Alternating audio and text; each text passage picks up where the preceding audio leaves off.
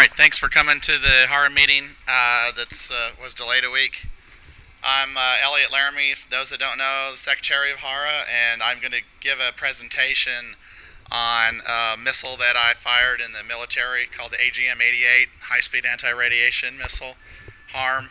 As I'll talk about first, I'll talk about the real missile, then show a video, and close it up with talking about rocket that I've modeled and some rockets that other people have modeled, and some high power plans that people have put together that I might do next. This is shows you what the launcher and the missile look like on the cover here. By the way, I flew the EA-6B Prowler jamming aircraft in the Navy off of carriers for 11 years, and so I've got 6 live missile launches and several practice launches against test emitters, and I've flown with a lot of training missiles that I'll talk about, so a lot of experience with at least up to the Block 3. So what is the HARM? It's a air-to-surface tactical missile designed to take out mobile and fixed site radar-equipped air defense systems. So if you've heard of the Wild Weasel, it usually carries about 4 of these things. It goes out and tries to take out SAM sites in advance of the bombers and strike aircraft. So it's a pretty fun and also scary mission for those guys, because they've got to get into the SAM engagement rings to get lit up by the illuminators and missile guidance radars, which they're going after. You can also fire this missile from long range against emitters that you try and there's a lot to. I actually had a couple of tactics slides. I was going to talk about some of the tactics, but then I thought maybe I might be getting into some borderline classified information. But there are, as you'll see from the capabilities, a lot of tactics to use in this missile. It evolved from the AGM-88 Shrike, and that bottom picture in the middle, that's a Shrike missile. So that's smaller than the HARM and not as capable. And then that's the AGM-65 Maverick on the bottom. And then before that was the AGM-78 Standard Arm, and I have a 4-inch high-power scratch-built AGM-78. If you ever want to see that, I've launched that before. Originally developed by Texas Instruments, and which was later sold to Hughes and then the Raytheon. First use in '86 against the Libyan air defense radars. It has an interesting configuration with these mid-body control fins and the fixed tail fins. As I'll show, the missile doesn't, like some aircraft missiles, they don't care what orientation they fly at. The HARM does, because on the bottom of it, it has a little window that has a laser altimeter. So it flies with that laser altimeter looking down. And when that laser altimeter says, I'm this close to the ground, it's going to detonate. So when you shoot this missile, you tell it what radar you're going after, and there's different mast heights on the victim radars, and it'll fuse that laser altimeter to the right height to shoot out a cone of explosive fragments. It's very, very effective against radars. There's an umbilical that attaches to the missile, and it's sending radar data all the way up till when the pilot squeezes the trigger, and then there's 2 shear pins that actually shear off when the thing comes off the rails. There's some of the platforms that fly it, F4G Wild Weasel, and then our allies also fly it, especially the Tornado electronic combat version. The F-16 version, that is the SEAD, Suppression of Enemy Air Defenses, is the CJ version, if you didn't know that. This is the specs on the actual missile. It's an 800-pound missile, 10-inch diameter, over 13.5 inches long. It does better than Mach 2. Range is 80 plus nautical miles in certain modes, which I'll talk about. The Solid fuel rocket motor produces 64,000 pounds of average thrust. I don't recall what the burn time is, and I tried to find that on the internet, and it possibly could be a classified number, I don't know, but I couldn't find that. There's a 146-pound blast frag warhead, and I'll talk about the latest block of the missile, which is especially deadly, is getting up there in price. The earlier A Block 1 and 2 missile, that was first deployed in '83. The bad thing about the Block 1 is that you had to have these pre-tuned seekers, so when you wanted to go after a different radar, you had to change out the seeker head. So not real flexible. The Block 2 came out in '86, and that had the same seeker head that could be reprogrammed. There's a picture of the loader. It's in a case like that. This is actually one of the later style block loaders, not the 1 and 2. The 1 and 2 is you actually put it on a little trolley kind of thing. It doesn't load up like in a case like that. The B version Block 3 came out in '87, and this had much improved seeker and targeting capabilities.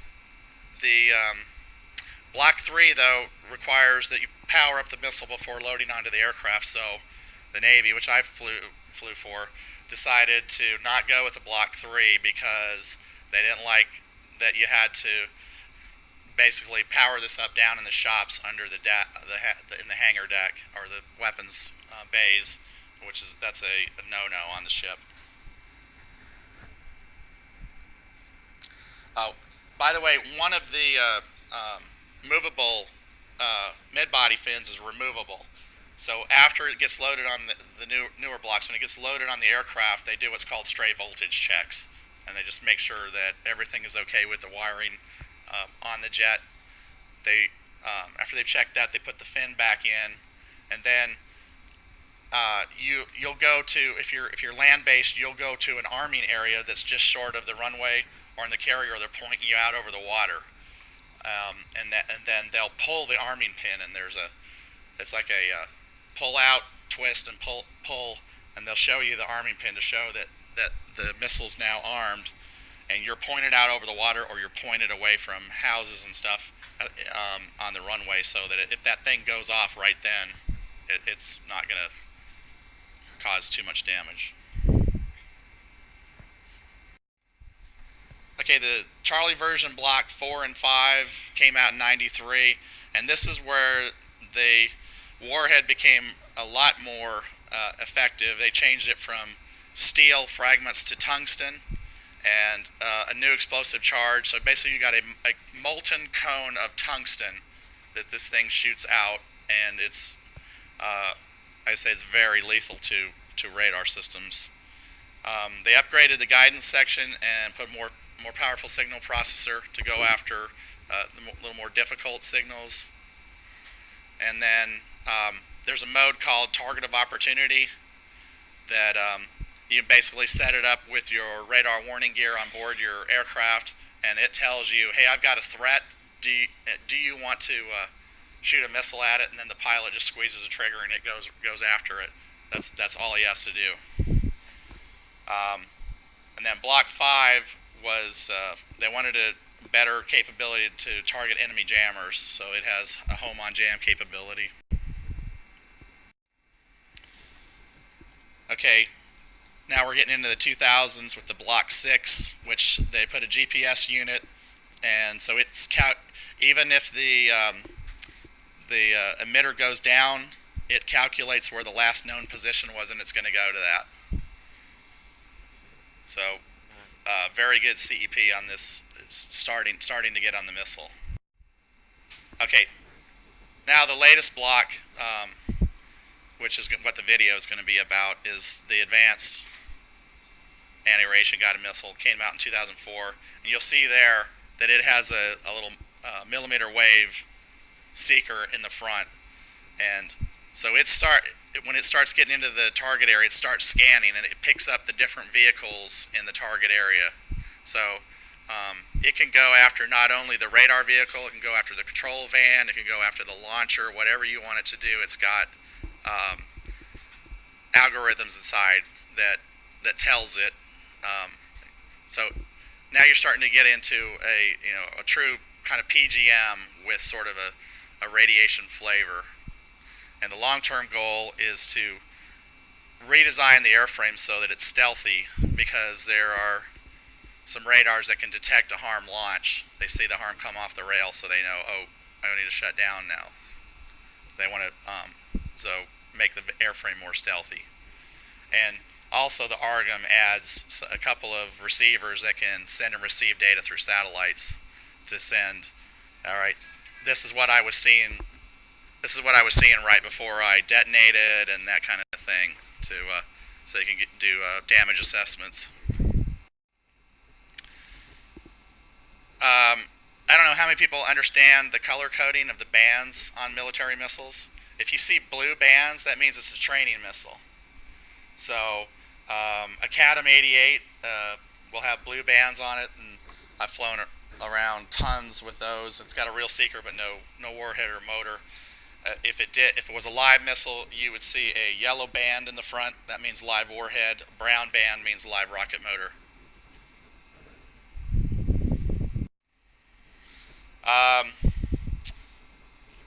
The modes of the weapon, they didn't have EOM mode when I flew, so that's kind of a even longer range mode than the pre-briefed. But you'll see in the next slide kind of what those profiles look like. But the first two are, you loft the weapon so that it can kind of cruise at high altitude, and then it has a steeper descent into the target. Target of opportunity I talked about, and then self-protect is an automatic thing where I've got a missile guidance or other kind of emitter that comes up. It's going to automatically launch the HARM. So even if it's behind the aircraft, that's called an over-the-shoulder launch, which obviously kind of reduces your range. But I've never fired one in self-protect mode. That's kind of frowned upon, because sometimes emitters will be ambiguous, and you'll fire on something that's possibly a friendly emitter that's coming up as an enemy and that kind of thing. These are what the profiles kind of look like, as well as having different, what we call trip points. That's where the seeker comes on and it starts looking for the signal. The footprint of the seeker is larger in different modes. So if you're unsure of where the radar is exactly, then you want to use one of the wider footprint kind of modes. So this is starting to get into some tactics.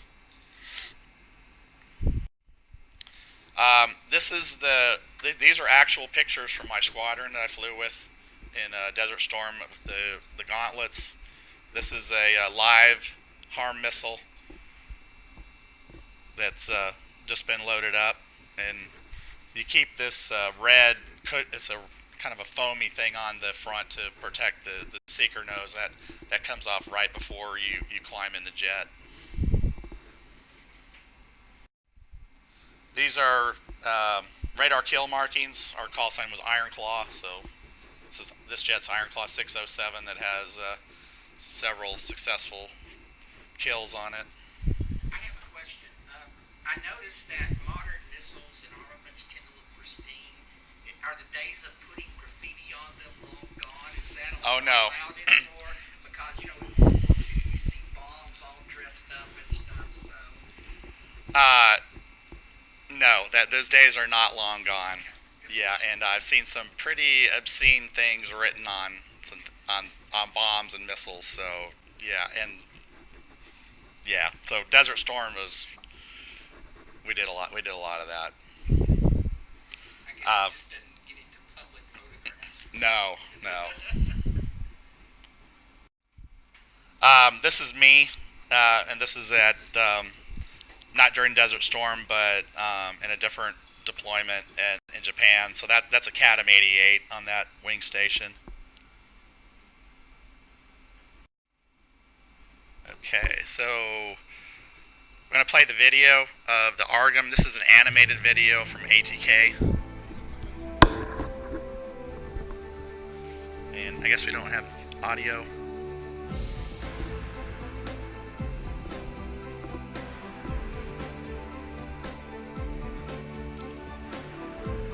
So it's kind of your typical corporate rah-rah. We do a good job in the front, and then it just kind of shows the concept of an ARGM. Now, obviously, ATK doesn't do the whole missile. They do a lot of it though. There's still a lot of Raytheon will transform from suppression of enemy air defenses to subsystems in it. ARGM takes advantage of proven propulsion and warhead. Yeah, Hughes was bought by Raytheon. HARM system, while blending advanced sensors into a all-new guidance section. The rocket motor and the 145-pound blast frag warhead will be retained in the baseline ARGM modification.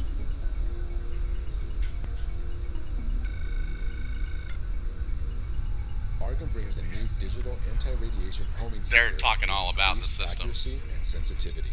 A new millimeter wave radar terminal seeker will significantly increase the lethality of the missile by providing the capability to track the intended target regardless of whether its radar is emitting or not. Yeah, we'll have to see about getting sound on here for follow-on presentations. And worldwide digital terrain elevation data to fuse with the seeker information to generate a geolocation of the intended target. The most revolutionary additions will be an integrated broadcast service receiver and a weapon impact assessment message transmitter. This combination of new sensors and navigation capability, with the addition of net-centric operations, will bring the commanders and the warfighter a new, much-needed strike capability.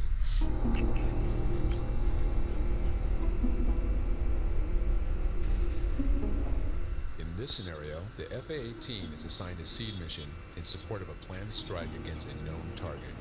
The aircraft is configured with 3 ARGMs, 2 of which are assigned specific pre-planned targets, with the remaining ARGM for contingency targets as required. The aircrew has planned the mission to include the known target descriptions and their locations.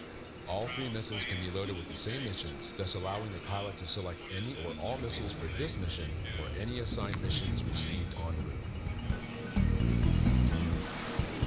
Yeah, I'm trying to remember. That's it's not the tape. I think it's integrated under the skin of the airframe or something. Yeah, determine target location through the use of GPS, INS, and DTEC. ARGM is launched. Yeah.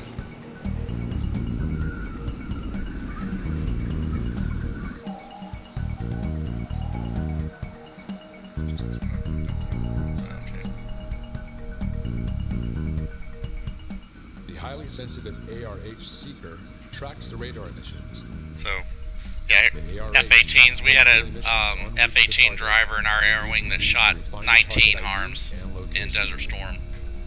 So at $250,000 a copy, we called him the $6 million man. After the initial search, yeah, and one, he hit afterburner and flew all the way in to watch it detonate, and said it was pretty impressive. The area of regard, impact avoidance zone, or missile impact zone can all be loaded into ARGM before the thing climbs to about 60,000 feet right off the jet, so it is GPS INS. ARGM will ensure that the missile we flew with the the commander of the air wing said it is a missile that looks like it knows where it wants to go. As ARGM closes the target, the millimeter wave radar determines the radar contact that best satisfies the target description based on return, emissions. So this is showing and talking about the this new millimeter wave capability. Start scanning the missile impact zone, and you can set in, hey, I don't want it to hit these areas. Potential bomb hit assessment. So it's much more usable in an urban environment, things where you've got things you don't want to hit. ARGM will take advantage of the launch platform's targeting. Yep, control is all through those mid-body fins. and located with the aircraft radar or FLIR. And they move in pairs Target coordinates will be together. downloaded They're directly to the missile, they're allowing the Argon to be launched hooked together. with So GPS you coordinates know the in time-critical strike top, land targets well, maybe the top or and bottom, war but at sea the scenario. Argon will acquire enemy Yeah. ships' radar emissions as it closes on the target, leading to a terminal track with the millimeter wave radar, or, in the case of a land target, transition to millimeter wave terminal tracking. Argon brings new capabilities to the warfighter: high-speed, time-critical strike, improved countermeasures capability. So yeah, you can go after shipboard radars as well. We did that in Desert Storm. We took out a couple of Iraqi gunboats and things. A lot of times we go on these hunter-killer missions with an A6 that had cluster bombs or iron bombs, and we had a couple of HARMs, and we'd kind of soften them up with those, and then they'd go in and just blow the heck out of it.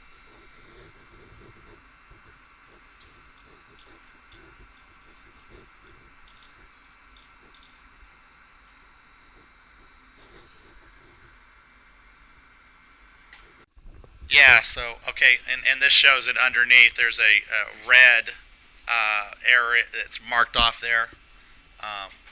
And it says no hold TDD, target detection device. So this model, there's nothing there, just like on mine, but there's actually a window there, and that's one of the things you pre-flight check, that doesn't have any dirt or any scratches or anything on it.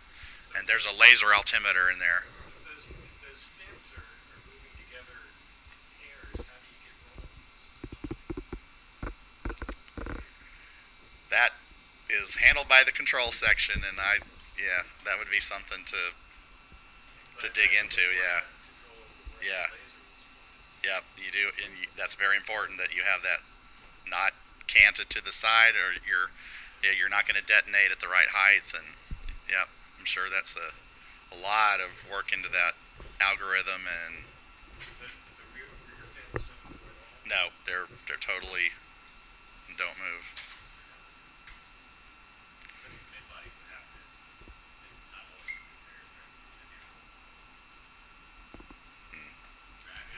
Yeah, yeah.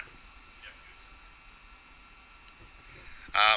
So to close up, this is a TLP, the launch pad. If you're familiar with, they do a bunch of military kits.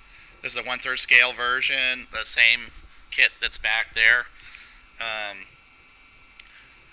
So I started looking at how to do mine, and I poked around on EMRR. If you're familiar with that, it's now rocketreviews.com, and I found one done by Carl Tulenko. He does a lot of scale rockets, and he had already done this rocket, and he also said, hey, if you want the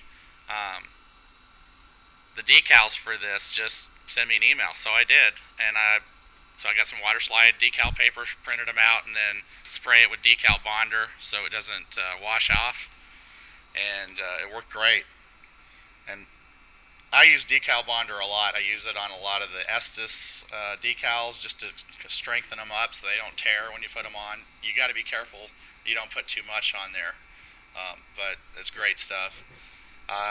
Carl used gold bands on his, and there's some actual, if you go on the internet, there's some display HARMs that use the gold bands. I liked it, so I copied that. I did change out the motor mount so I could use an Aerotech 2940 to 120 case, so I could maybe do some G's eventually. I've only done up to F on this now. The CP is just behind those mid-body fins, so you got to be real careful about nose weight. It is critical, and for larger motors, you actually end up adding a lot of nose weight, so it tends to weathercock.